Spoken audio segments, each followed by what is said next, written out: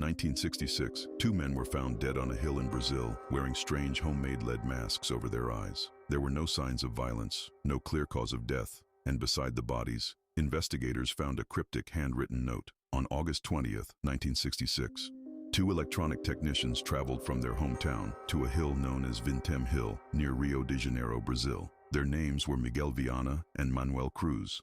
According to witnesses, the men appeared calm and focused during the trip. At one store, they purchased raincoats despite clear weather conditions. At another, they bought bottled water. Nothing seemed unusual, but several days later, the bodies of both men were discovered lying side by side on the hillside. And immediately, investigators realized something was deeply wrong. The men were still wearing formal clothing beneath waterproof raincoats, and covering their eyes were strange masks made of thick lead, homemade, roughly cut by hand. There were no signs of struggle, no injuries, no blood, no evidence anyone attacked them. But beside the bodies, police discovered a small notebook containing a cryptic instruction. Part of the note read, 1630, be at the agreed location. 1830, ingest capsules. After effect, protect metals, await signal.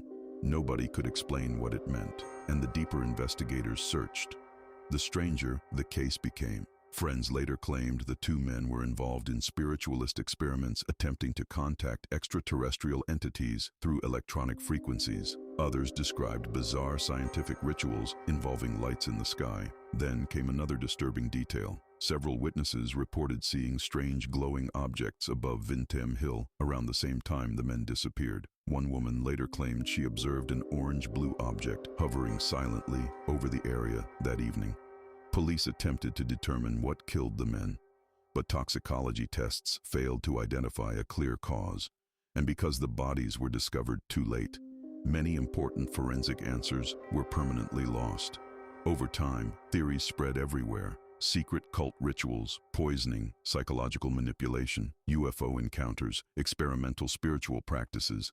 But decades later, nobody knows exactly why the men traveled to that isolated hill wearing lead masks over their eyes, and nobody has ever fully explained the meaning behind the final note discovered beside their bodies.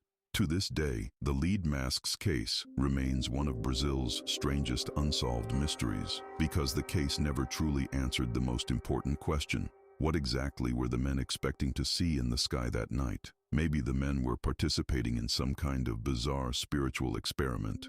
Maybe the strange masks and cryptic instructions were only part of a dangerous ritual gone wrong. But if that's true, why were they so convinced they needed to protect their eyes? And what signal were they waiting for on that hill that night?